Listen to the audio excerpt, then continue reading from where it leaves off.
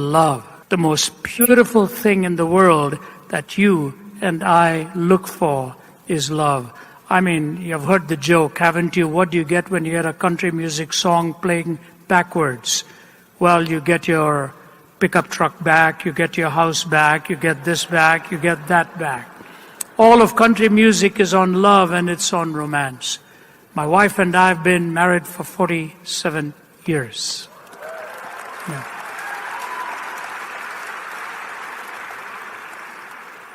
I know I don't look it, I just look 25 or something like that.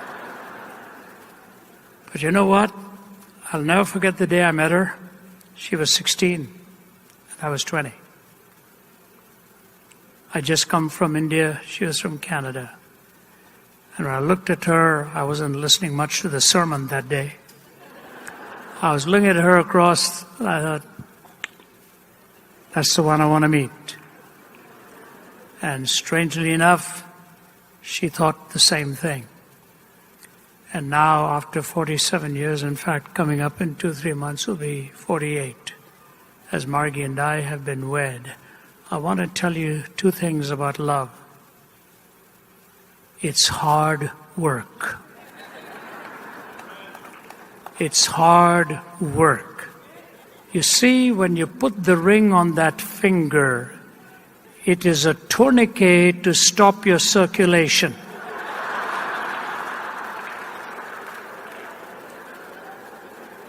When you say yes to her, you're really saying no to everyone else.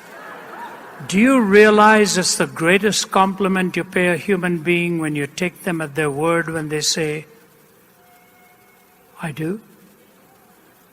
Do you realize that? Young people, let me tell you something.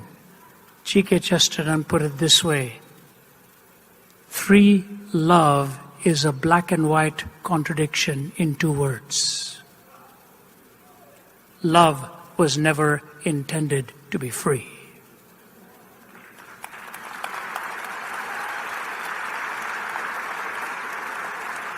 It is the nature of love to bind itself. It is the nature of love to bind itself. And the consummate expression is the most sacred expression of all, physically, which actually represents the spiritual consummation of 2 people saying, I do. C.S. Lewis says there are 4 kinds of love. Agape love, the love of God. Storge love, parental love, which is protection. Phileo, which is brotherly love or friendship love. Eros, which is romantic love. Agape, storge, phileo, eros. And the other 3 have no point of reference without the first.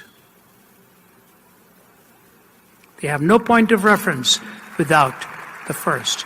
You cannot really define love until you understand the one who has created you and me. For God so loved the world that he gave his only begotten Son, that whosoever believes in him should not perish but have eternal life. You cannot love without giving. And God gave to us the most precious gift of all in his Son. Love cannot be defined apart from God. And if our culture is messed up, it's messed up right here. We have no longer a definition or a point of reference for love. You love your car, you love your house, you love your dog, you love blue, you love Italian food, you love Indian food, you love your wife. Same word. Not so for the Greeks. They had agape, storge, phileo, eros, and the last 3 hung on the peg of the first. And if you are living with a broken heart today because of a broken love, you probably had that love broken because somebody didn't hang love on the peg of the eternal love of God himself.